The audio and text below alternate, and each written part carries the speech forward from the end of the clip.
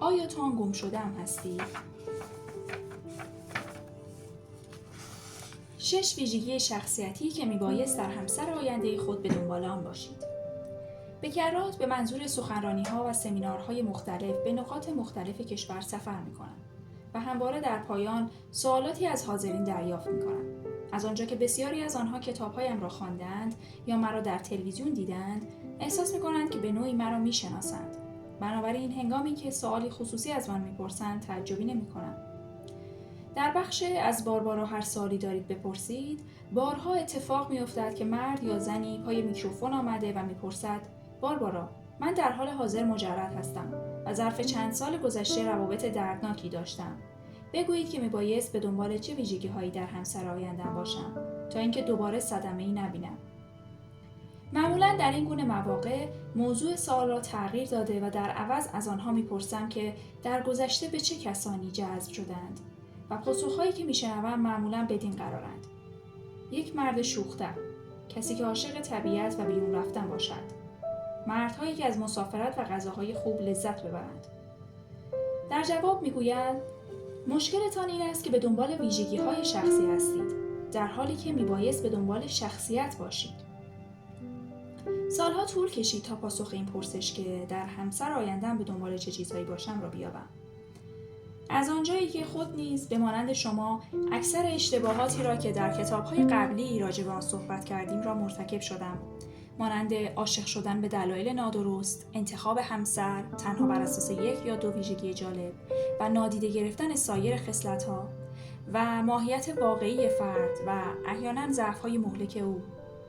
اما مهمترین درسی که تاکنون در رابطه با تفاهم آموختم و زندگیم را متحول ساخته است این است: نکته کلیدی در انتخاب همسر مناسب این است که به دنبال شخصی با شخصیت و منش خوب باشید، نه فردی که تنها از محبوبیت برخوردار است. اکثر ما در ابتدا جذب کسانی میشویم که یک ویژگی شاخص شخصیتی دارند: توانایی آنها در خنداندن ما، نرمی و لطافت آنها، علاقه به دوچرخه سواری و غیره. در حالی که هر یک از این ویژگی‌ها میتوانند لذت بخش نیز باشند، اما در خوشبختی شما تعیین کننده نیستند. بدین منظور شما میبایست که به دنبال شخصیت و منش و رفتار شخص باشید. این منش و رفتار یک شخص است که تعیین می‌کند که آن فرد چگونه با خود، شما و در نهایت روزی با بچه‌های شما رفتار خواهد کرد. منش و رفتار زیربنا و اساس هر رابطه سالم است. چنانچه رابطه را یک کیک فرض کنیم، ویژگی‌های شخصی مانند خامه و افزودنی‌های روی کیک و منش و شخصیت فرد به مثابه خمیرمایه کیک میباشد. این فصل 6 ویژگی بنیادی را که میبایست در شخصیت همسر خود به دنبالش باشید به شما معرفی می‌کند. به خاطر داشته باشید که این 6 ویژگی اساسی با سایر ویژگی‌های دیگری که ممکن است بخواهید همسرتان واجد آن باشد یکی نیستند. بدین معنی که این ویژگی‌ها واحدهای ساختمانی یک شخصیت و منش خوب محسوب می‌شوند. صرف نظر اینکه مجردید یا متأهل و یا اینکه نامزد دارید، دانستن این ویژگی‌ها به شما در تعیین اینکه آیا رابطه‌تان موفق خواهد بود یا خیر و اینکه آیا همسرتان آمادگی داشتن رابطه‌ای سالم و صمیمی را دارد یا نه کمک خواهد کرد. به جای پرسیدن این سوال که آیا همسرم مرا دوست دارد، میبایست از خودتان بپرسید که آمادگی و قابلیت او در عشق ورزیدن چه میزان است. همین و بس.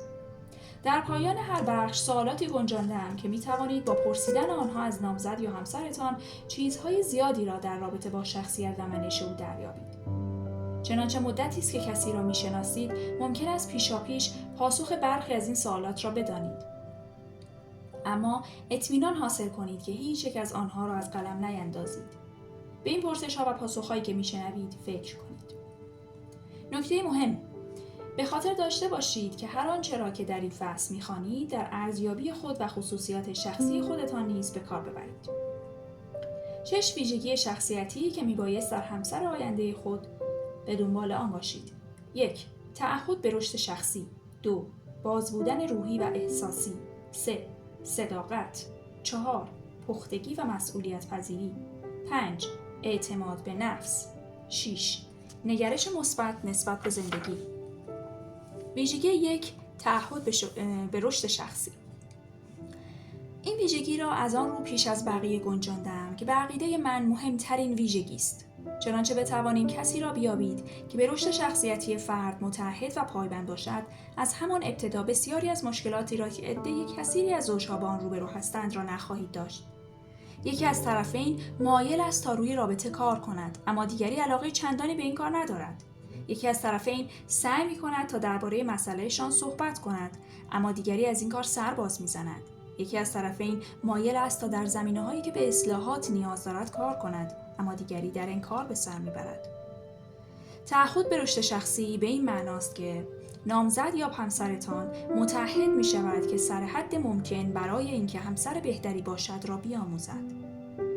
هنگامی کسی را دوست دارید که برای رشد، شکوفایی و تحول شخصی ارزش و بهای زیادی قائل است. در نتیجه به سهولت و آسانی رابطه‌تان از همان ابتدا تضمین شده است. صرف نظر از اینکه بگو مگوی کوچکی است یا یک بحران بزرگ، میبایست که همسرتان مایل باشد که با استفاده از تمامی منابع موجود به منظور این مهم که چگونه همسر مهربانتر و دلسوزتری باشد بیاموزد و یاد بگیرد.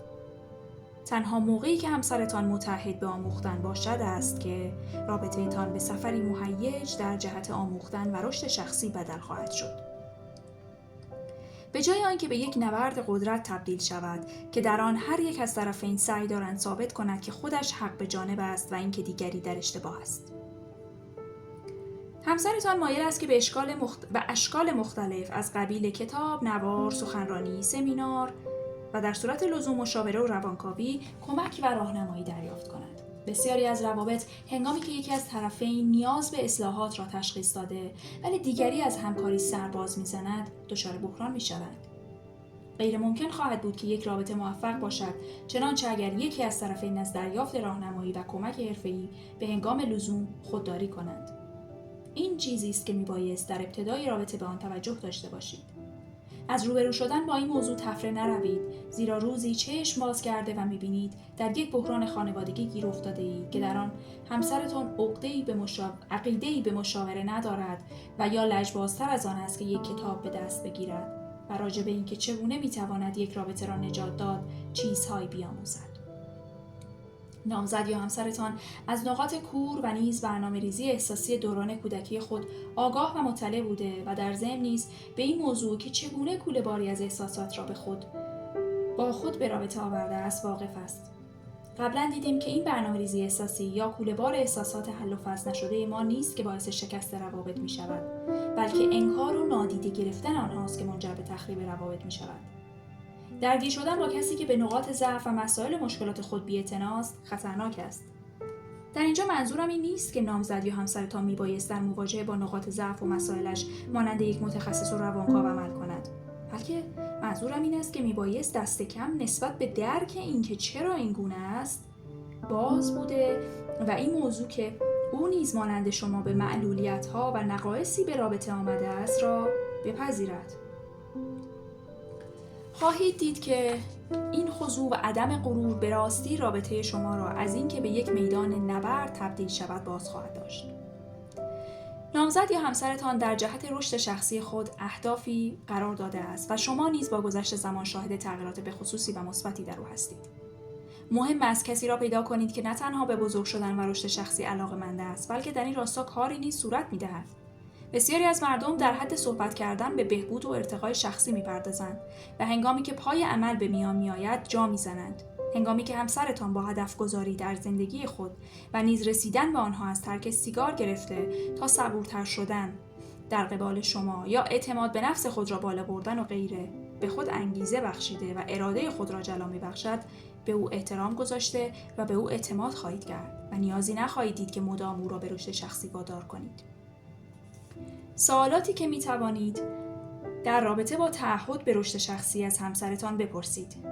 1. ظرف 10 سال گذشته در رابطه با عواطف و احساسات خود چه چیزی آموخته اید؟ این آموخته هایتان چه تغییراتی را در شما ایجاد کرده؟ از روابط گذشته خود چه آموخته اید؟ در روابط فعلی خود تا چه حد متفاوت عمل می کنید؟ بزرگترین نقاط ضعف شما کدامند و فکر می کنید منشأ و خاستگاه آنها چیست؟ چنانچه از نامزد و همسر قبلی شما پرسیده شود که بزرگترین شکایت‌های خود را از شما بیان کنند چه خواهید گفت؟ آیا با نظر او موافقید یا خیر؟ 5. هنگامی که در گذشته شما و یا روابطتان دچار بحران می شدند، از چه منابعی کمک می گرفتید؟ کتاب، مشاوره، روانکاوی؟ آیا مفید واقع می شدند؟ 6. ظرف 5 سال آینده می خواهید چه تغییراتی کرده باشید؟ مایلید از چه بخش‌ها و یا چه ویژگی‌هایی از خود رهایی یابید؟ خصوصیاتی که مایلید واجد آنها باشید کدامند؟ ویژگی 2. باز بودن روحی و احساسی. داشتن یک رابطه صمیمی به معنای در یک خانه زندگی کردن، در یک رخت خواب خوابیدن یا از یک حمام استفاده کردن نیست، بلکه به معنای سهیم شدن احساسات با یکدیگر است. از این روز که دومین ویژگی که میبایست در همسر آینده خود به دنبال آن باشید، باز بودن روحی و احساسی است. به این معنی که همسر شما احساس دارد، میداند که چه احساسی دارد، مایل است که آن احساسات را با شما در میان بگذارد و میداند که چگونه آن احساسات را به شما بیان کند. عذر و بهانه‌های بیشماری از طرف مردان و زنانی شنیدم که در روابطی ناشاد بودند و این شکایت را داشتند که همسرشان نمیتواند احساسات خود را بیان کند. پدرش هیچ وقت به او نگفته است که دوستش دارد، بنابراین او هم نمیتواند به من بگوید که مرا دوست دارد. شوهر قبلیش خیلی او را رنجاند، بنابراین او از اینکه به من بگوید که دوستم دارد مشکل دارد. هرگز نشان نمیدهد که درونش چه میگذرد.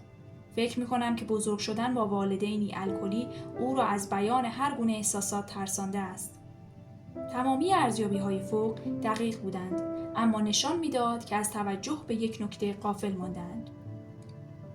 چنانچه همسرتان نتواند احساسات خود را به کلمه کشیده و آنها را با شما در میان بگذارد، آمادگی یک رابطه صمیمی را ندارید.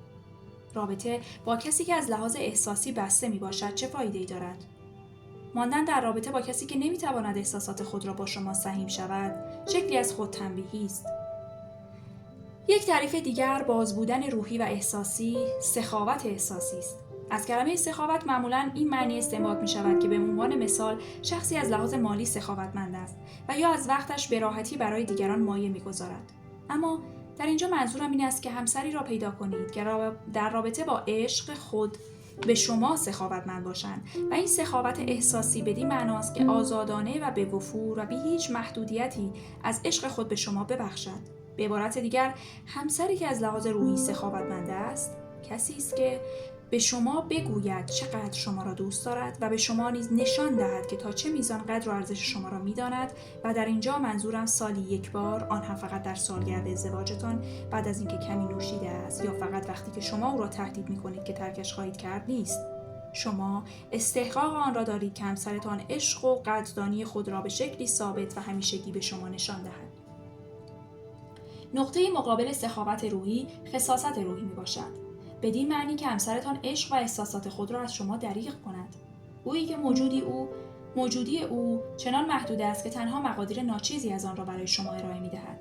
کسانی که از لحاظ احساسی خسیس هستند، عملاً شما را وادار می‌کنند که از آنها گدایی عشق کنید، به طوری که مجبور باشید که احساسات آنها را به زور از آنها بیرون بکشید. در غیر این صورت چیزی به شما نشان نمی‌دهد و متعاقب آن از شما انتظار دارد که خرده نانی را که به شما دادند همه جا جار بزنید و آن را بزرگ جلوه دهید. چنین کسی به احتمال زیاد هرگز نیاموخته است که چگونه دوست بدارد، اما این مشکل خود آنان است، نه مشکل شما. چنانچه به دنبال یک شغل تمام وقت معلمی نیستید، از رابطه با کسانی که از لحاظ احساسی خسیس هستند برحذر باشید. باز بودن احساسی همسرتان به شما امکان می‌دهد که به درونیات او دسترسی داشته باشید. باز بودن عاطفی یک شخص کلید قلب او را به شما می‌دهد و تحقق قولی که در ابتدای ازدواجتان به یکدیگر دادید نیز چیزی جز این نیست. هرگز به چیزی کمتر از آن قناعت نکنید. سوالاتی که در رابطه با باز بودن احساسی نامزد یا همسرتان می‌توانید از او بپرسید. 1. آیا در هنگام بیان احساسات خود با کسانی که دوستش دارید احساس راحتی می‌کنید؟ در حال حاضر در زندگی خود به چه کسی می‌گویی که دوستت دارم؟ 2. صحبت راجع به چه احساساتی بیش از بقیه برایتان مشکل است؟ صحبت راجع به کدامین احساسات برایتان ساده است؟ آیا این موضوع با گذشت زمان تغییری نیز کرده است؟ 3. آیا بخش‌هایی از وجود شما هستند که صحبت راجع به آنها با دیگران برایتان راحت نیست؟ فکر می‌کنید چرا اینطور است؟ 4. معمولاً چه وقت دلتان را می‌گشایید و از احساسات خود با دیگران صحبت می‌کنید؟ بعد از اینکه این کار کردید چه احساسی دارید؟ 5. آیا فکر می‌کنید که عدم تواناییتان در بیان احساسات در روابط شما مشکلاتی سبب شده است؟ 6. چنانچه از نامزد یا همسر قبلی شما بپرسم که آیا از لحاظ روحی و احساسی باز هستید یا خیر، چه خواهد گفت؟